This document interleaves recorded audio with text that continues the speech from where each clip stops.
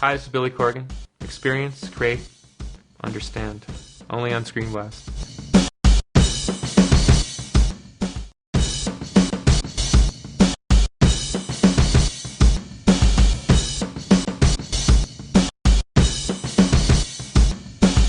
Well, growing up, I was a huge fan of David Bowie and the Beatles and Pink Floyd, and I was always intrigued by the idea that a band could be sort of something that they're not. The Wall deals with the concept of alienation. Sgt. Pepper's deals with the concept of, a band being, some other kind of band and playing within a personality. David Bowie toyed with the concept that he was, a man from another planet. For this last album, I just thought it would be way easier to assume a character to say what I really wanted to say and to express what I really wanted to express. So I sort of struck upon, the idea that we would sort of imitate ourselves. And that's sort of where the idea was born, that we would sort of be a fake version of the band.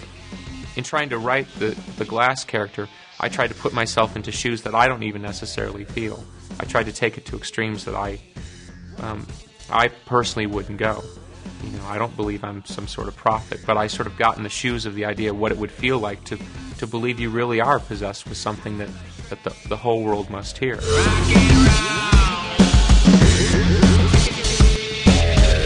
I saw the fan participation as a critical element of making this whole idea work.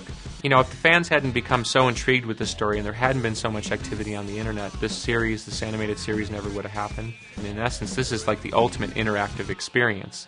We allowed fans to come into a part of our world that most bands would never allow access to. As much as fans have participated in the story and tried to figure out the mysteries that we laid before them, they still don't really sort of understand the flesh and bones of it.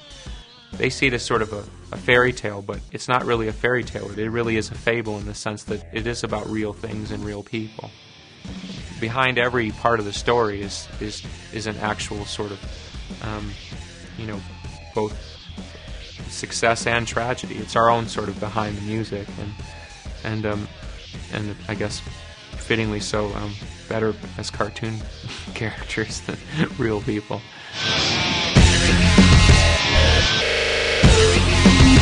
June in the story really embodies, the female essence against Glass's male energy. But Glass is sort of an androgynous figure, and in some ways, the feminine June also has a lot of male characteristics. So the lines are constantly blurred in the story, but the simplest version is that she's just sort of his girlfriend, and it all goes from there.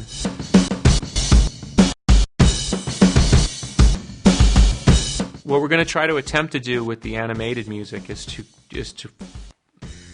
bring to full fruition the cartoon version of the band. In some ways, when the band was making the Machina album, we didn't probably do as good a job as we could have to completely fulfill the story part because we were still worried about being the Smashing Pumpkins. In this sense, there's no constraints on the musical aesthetic of what the Glass and the Machines of God music represents. So I think musically it'll be probably a little more ferocious and a little more futuristic. I'm going to bring in outside people to remix some of the Pumpkins music, bringing in some of the older songs because conceptually they do fit in the story. And we're also hoping to bring in some other artists to cover some of the Pumpkin songs to bring a little more perspective. Because there's songs in Machina 1 and Machina 2 where I'm actually singing the female sort of versions of the songs. They're really more written from a female perspective. So I think some of the songs sung from a female perspective would actually make a lot more sense in the story.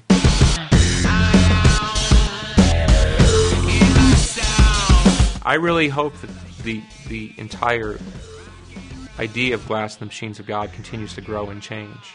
I don't see it as a finite process, and I believe the story is still being written. I think that over time the story will actually grow in people's minds.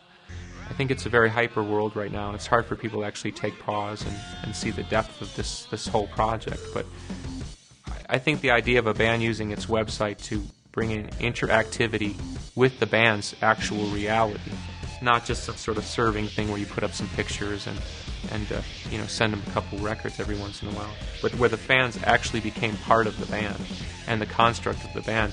I think this is something that's going to become more and more a part of rock and roll. because rock and roll is always bigger than the artists anyway. And it really is about the energy of the fans. And the fans at some point are not going to be satisfied with just being able to go to a concert once every 2 years and buying some CD or downloading some tracks, every time somebody feels like putting them out.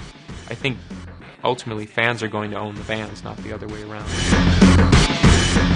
It's been a real long time.